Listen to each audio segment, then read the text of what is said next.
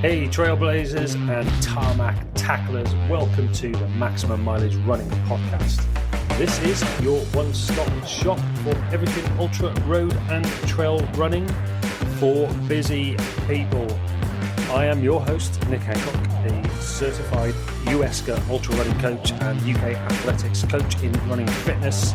I am here to answer your questions and provide a little bit of humour and inspiration for those tackling marathons and beyond. So whether you're squeezing miles into a busy schedule or just dipping your toes into long distance running, I have got your back.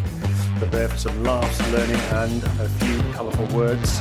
So lace up, gear up and get ready for maximum mileage. Let's get into it.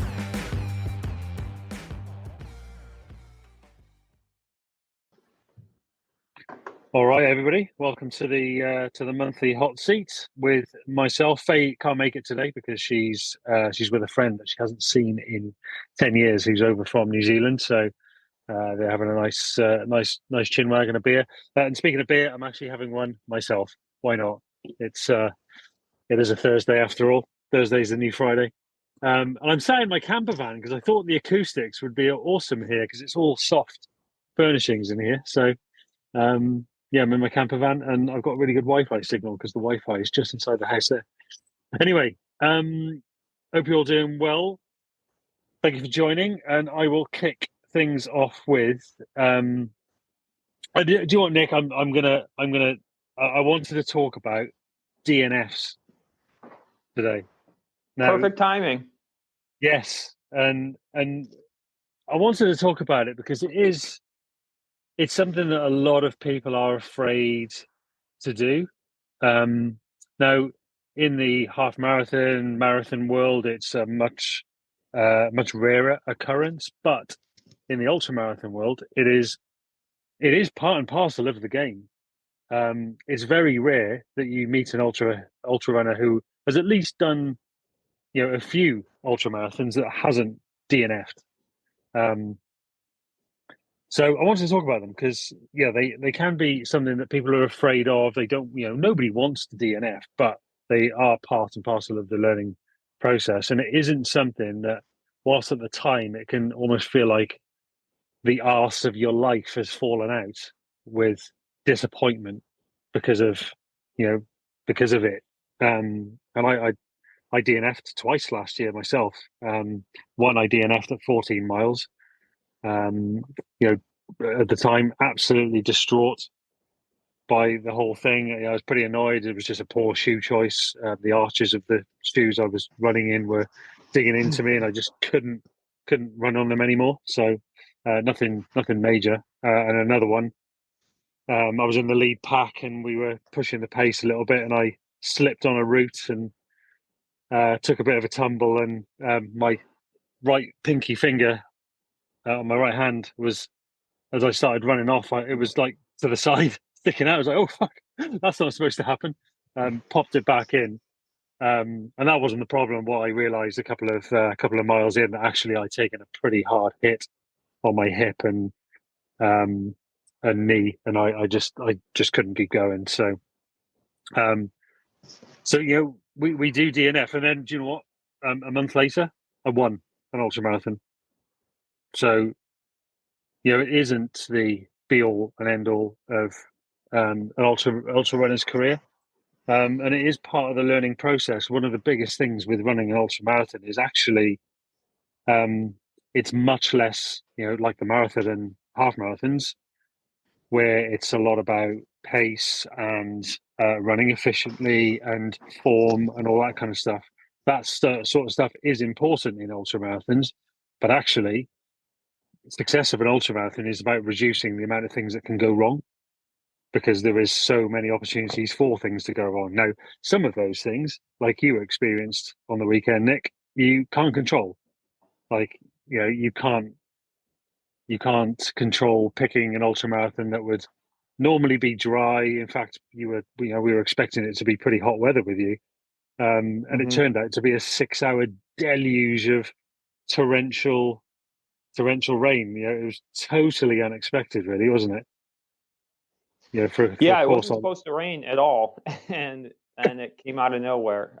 Did I send you pictures of what the trail ended up being like from the rain? You did, yeah. It was Okay. like that is the kind those pictures you sent me were the kind of trails we experience here in the autumn, Mm-hmm. winter, and early spring in the UK, where it's super muddy and boggy. And you just Yeah, it wouldn't was want to be rough. running for 100 miles in those. So yeah, it's running an ultramarathon um, is about reducing the amount of things that can go wrong. Um, and without those DNFs for our future races, sometimes we don't get to learn what things can go wrong.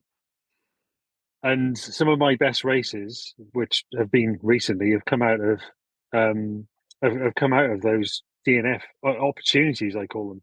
You know, they aren't something that we want to do, but we learn so much from them. And I've learned so much from those couple of DNFs I've had. You know, particularly with shoe choice.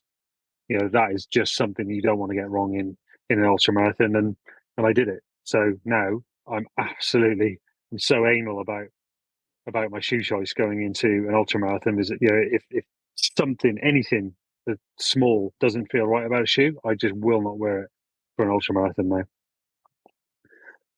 So yeah, really, my sort of message here is not to be too disappointed about a DNF in an ultra marathon.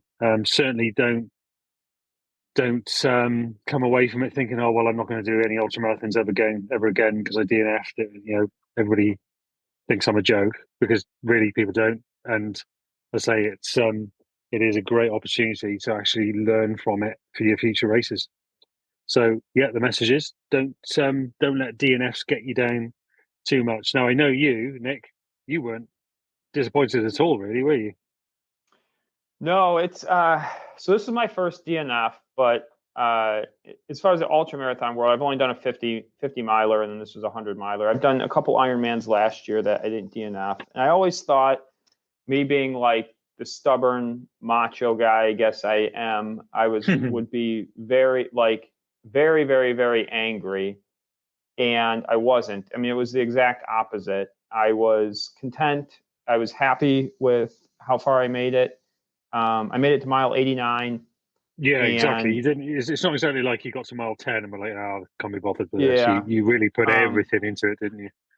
yeah, I was very content in that I truly gave it everything I had, mentally, physically. I know I could not have went one more step. And I mean, that was my brink, and that's what I wanted, whether it was, I hit my finish line, whether that was 100 miles or whatever. But for me, it was 89 miles that day, and I was very happy with my performance and how far I made it.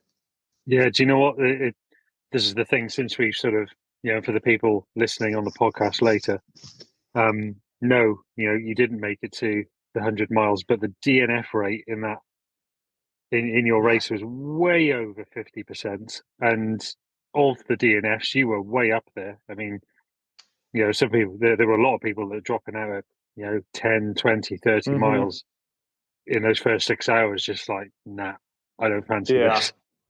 Yeah, I added it up after the race was over and all the results were in. It was a 54% DNF. And it wasn't a small pack. I think it was 284 people that did the 100 miler, and Yeah, it was 54% of those it was a big that didn't field. finish. Yeah, so it's not like it was, a 20 or 30 person race and it was Yeah, 50% of that. It was, I mean, people were dropping like flies. yeah, yeah. It was. I'm not surprised. Yeah, just again, I couldn't paint a picture enough with my words to say how bad those photographs were that you sent me of Yeah. what you were running in, because it was just 100 miles worth of bog Mm-hmm. on a course that you purposely chose because it was supposed to be fast and Yeah. runnable. it, Yeah. it just couldn't have turned out any more opposite to what you were looking for. So, but no, yeah, we were talking the other day that yeah, you come out this race, and obviously we'll give you a few days to get back on your feet and feel a little bit better, and we'll start looking at challenges again. I'm sure you've already started looking, haven't you? Knowing you. Yeah, I was doing that on the drive home from my DNF. There you go. Cool. So that's it. DNFs, they're not that bad. They really aren't. It might feel like your world has ended there and then at the time, but they're really not that bad. Cool. So going right to the other end of the distance and racing spectrum, Andy, who is on the call right now, but he is actually listening while he runs. So he sent me a text ahead of time, and he asked me, because he's got a 10K race on the weekend, and it's his first race of that kind since he did Race to the Stones, which is a very popular ultramarathon here in the UK. It's 100K. It's a ballot system. Yeah, really big race, and he only did that a few weeks ago. And so, turning his attention to marathons in the spring, where he wants to see how fast he can go over the marathon distance on the road. One of the first things that we've started doing is really start working on his baseline pace. And the 10K race he's got this weekend is all about seeing how quick he is at the moment, so we can set his pace zones and his get really sort of dialed in onto his training. So he asks, how would you pace the 10K? And a little bit like a 5K. So you all know that I like giving you 5Ks to test how fast you're running at the moment. The way I personally run a 10K and a 5K is to go out in the first mile or so hard. You don't want to be going out. You don't want to be going out too easy when you're trying to race a 10K. But don't go out mental fast. Don't try and break your 1 mile PB in the first mile. You need to build into that first mile. Get yourself up to a place by the end of the first mile where you are working hard, but you're what I call comfortably uncomfortable. You're right at the top end of your threshold. So settle into that sort of comfortably uncomfortable zone. Get yourself to halfway, assess how you're feeling. Are you still feeling comfortably uncomfortable? If it's too uncomfortable, then you've pushed it a little bit too hard. But 10Ks are hard distances. And particularly, Andy, being the fact that you've just done an ultra marathon, not many ultra runners like running hard.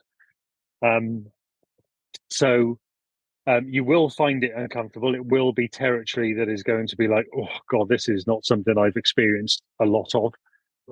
But my advice is, when you get to that halfway point, you assess where you are. It will start to burn, but my advice for the last half of the race is to hang on for dear life. And that's how I run a 10K, because they are hard. It is so much intensity in such a short space of time. Hang on for that last 3 mile, particularly the last mile. But the key thing is that if you have built nicely into that first mile, you've got to that first mile conservatively, what you should have is something left in the tank for a little kick at the end. And that's what you see the pros do. Is, you see Mo Farah, he was amazing at it, one of the best middle distance runners of all time. His 10K kick at the end was so good, and it was because of that saving just a little bit at the start, building nicely into that first mile, but he had a little bit left in the tank just to push it on and finish strong. So that is how I would pace a 10K. Start off nice and conservatively, build into the first mile, get yourself to a place where you're comfortably uncomfortable. And then at around halfway, quick assessment. How am I feeling? Where am I at? How's my form? If you feel like your form's dipping, pick yourself back up, but stay nice and relaxed. A relaxed runner is a faster runner, and push for that last half of the race. It will hurt. It will suck. Just hang on for dear life. All right. Hopefully that helps. What I found, Nick, because I've never raced a 10K until recently, it was that hardness of the 5K, but you've got time to settle into it. So you've almost got that Yeah. a bit of, if it's nicer than a 10K in that respect, 5K in that respect, because you can sort of breathe into it almost. But yeah, hard. Yeah, no, 100%. So like with a 5K, my advice is to, where I say in the 10K to build into that first mile, with a 5K build into the first half a mile, because you don't want to spend too long building into a 5K, because otherwise you've done half the race before you've got up to a a pretty hard pace. So that first half a mile is, let all the fast lot go bombing off, because you'll probably overtake them, at halfway, because they've all gone off too fast. But yeah, no, you're right. You do get a little bit more opportunity to build into it. Actually, just looking back on your question here, Andy, would you start off easy and build into it, or would you break it down into sections? Well, yeah, pretty much what I just said. Start off easy, build into that first mile, get yourself up to halfway. That's your second section, and then the last half of the race is hanging on. You also ask about fueling strategies for the 4 shorter but faster stuff. Now, you definitely don't need to be carb loading for a 10K, unless you're, unless you are a 10K runner that's sort of getting into the realms of running an hour and a half at full whack. But no, for most people, you shouldn't need to do any sort of carb loading for a 10K. What I would say though is the day before the race is to make sure that the carbs that you are eating are things like white rice, white bread, that simple broken down carbohydrate. Feel free to add in chocolate, sweets, that kind of stuff that's going to saturate your glycogen store. And then on the day of the race, your normal breakfast, whatever you have, again, try and keep that to something a little bit more simple, like Frosties or what have you got in the US that's sugary cereal? It's all sugary cereal, right, Nick? You're on mute again, dude. You're on mute. Fruit Loops, right? Sorry Is it about Fruity that. Loops? Lucky Yeah, Charms? all our food supply, I think, is all processed garbage compared to you guys. Anything you grab would be sugary junk. Yeah, I don't know. I grabbed a box of Frosties today and Cocoa Pops because my nutritionist, who I'm going to get on the podcast because he's awesome, Steve Winrow. He's also working with Steve Shaw, who I coach as well, and Steve is feeling pretty awesome. He's a big fan of Frosties. So if Frosties is something that you can handle on the morning of a race, it's pure sugar, sugar. They are frosted, iced flakes. And then right before the race, what I tend to have is either something fairly sugary snack, or bananas, pretty good if you want something in the realms of being healthy. But what we want to be thinking about within that immediacy of the race is performance. Of course, we all need to be healthy, eating whole grains and plenty of fresh fruit and vegetables in general. But around the time of a race, we really need to turn our attention towards performance. And you particularly don't want to be running something like a hard 10K, half marathon, even ultra marathon, with a bunch of fiber in your stomach. It's just going to be really uncomfortable. And again, here we go. Very typical of the maximum mileage monthly hot seat. I'm going to talk about poop, because that is the kind of thing that can happen. You can get really uncomfortable in your stomach if you've got too much fiber in there. So keep it something really simple, something like a 10K. I'll have a gel, literally 20 minutes before the race. Get that gel in me. Make sure my glycogen stores are absolutely as high as they can possibly be. It's also just a little bit of a psychological boost as well for me. And yeah, I'll go and run it hard and empty the tank on the race. That is a fairly similar scenario to how I fuel my training sessions as well, my hard training sessions. So my typical Tuesday and Thursday or Friday hard sessions where I'm doing interval work, speed work, that kind of stuff. In the couple of meals before that session, I'll switch my attention from eating, super healthy, where I'm having all my whole grains and fresh fruit and vegetables and that kind of thing, to focusing much more on performance. So I instead of having whole grain rice, I'll have white rice, for example. Instead of having whole grain wraps, I'll have white wraps. I'll have a sugary drink or a sugary snack of some kind before that session. So as I go into that session, my glycogen stores are up and I can focus massively on performance. And then most of the time I'll then refuel after the session with a high carb meal of some kind. So hopefully that helps as well, Andy. Any questions from anybody on the call before we wrap up? And this is going to be a fairly short one today because the last 2 years of the monthly hot seat, I actually cancelled the August ones because it's the school holidays here in the UK and everybody's away. So any questions at all, Rach? Nope, nothing from me. Thank you very much. Cool. All right. Well, I will wrap that up today. A short episode, but hopefully there's some nuggets in there for everybody. And thank you very much for joining. And that's another lap done on the Maximum Mileage Running podcast. Thank you for joining me and my athletes and my guests on this wild ride through the world of ultra, road and trail running. And remember, whether it's a mountain trail or the local road, every mile you conquer makes you stronger. Keep pushing, keep laughing, and of course, keep swearing when that hill just seems a little too steep.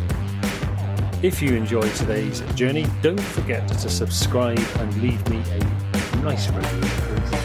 Your feedback does help me go that extra mile. Until next time, this is your host, Nick Hancock, reminding you to make every mile count. Run long, run strong, and run with maximum mileage. Catch you on the next one.